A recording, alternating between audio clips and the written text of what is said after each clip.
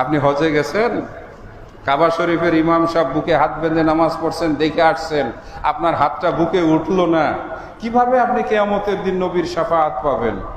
আপনার ইমাম সাহেবকে খুঁজে পাবেন না, মনে রাখবেন। আদম আলাইহিস সালাম পারলেন না তার সন্তানদের জন্য, নূহ নবী পারলেন না নতুন করে নতুন জাতির জন্য, যে নূহ নবীর কাছ থেকে নতুন জাতি ভাসিয়ে দিয়েছিল সব। অতএব মূসা গেল, ঈসা গেল, সব পয়গম্বররা পার হলো, কেউ আমাদের পাশে দাঁড়াতে পারলো না। আপনার বিবেককে জিজ্ঞাসা করুন, আপনি যার পিছনে ঘুরেন সে কি আপনার জন্য হাসরের ময়দানে কিছু করতে পারবে? কেন ঘুরেন? মানুষগুলো আমরা এই কথাগুলো বললে আমাদের সঙ্গে রাগ করে। কেন আপনি আরেকজনের পিছনে ঘুরেন? কার কথা মানবেন?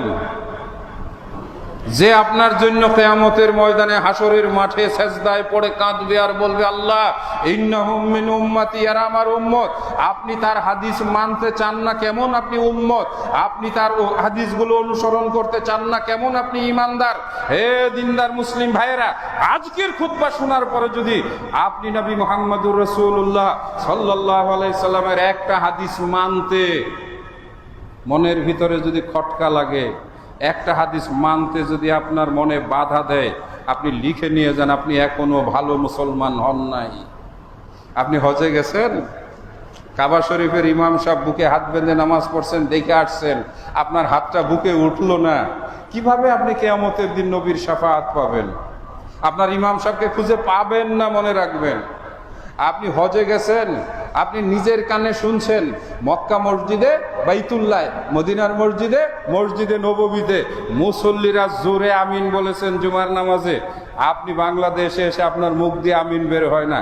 আপনি যুক্তি দেখান, আল্লাহ আসতে বললেও শুনেন, জোরে বললেও শুনেন। হাদিসের শেষ অংশটা শোনাবো, সময়ের ভিতরে আলোচনা শেষ করতে হবে।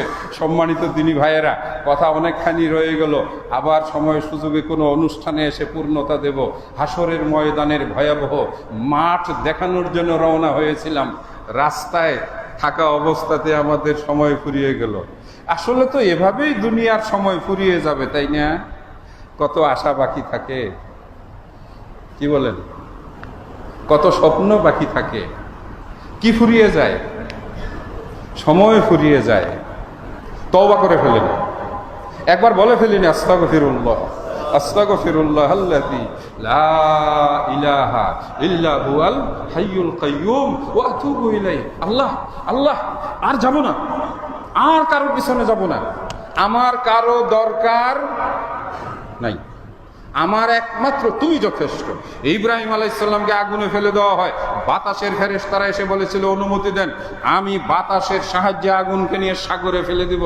আল্লাহর নবী ইব্রাহিম বলেছিলেন, আমার আল্লাহ আছে, উনি থাকার পরে আর তোমাদের কি দরকার? আমার আল্লাহ আকাশ থেকে শুধু একটা আওয়াজ, একটা মেসেজ পাঠিয়ে দিয়েছেন, ইয়া নারু কুনি বারদান ওয়া সালামান আলা ইব্রাহিম। আগুন, আমার ইব্রাহিমের জন্য ঠান্ডা শীতল হয়ে যাও। আগুন জ্বলছে, খালি আগুনের পাওয়ার নাই, এরই নাম আল্লাহ। আমরা সেই আল্লাহকে সেজদা দেই। দিনী ভাইয়েরা, শিরক করবেন না, আল্লাহকে ডাকার সঙ্গে কোনো মানুষকে ডাকবেন না, বিপদে পড়ে কোনো মানুষকে বলবেন না ভাই উদ্ধার করেন। জুতার পায়ের ফিতা, জুতার ফিতা যদি হারিয়ে যায়, আপনি এটাও বলবেন, আল্লাহ আমাকে জুতার ফিতার ব্যবস্থা করে দাও। মেয়ে স্কুলে ভর্তি হবে, কোনো মানুষের পিছনে ঘুরবেন না, বলবেন আল্লাহ আমার মেয়ের ভর্তির ব্যবস্থা করে দাও।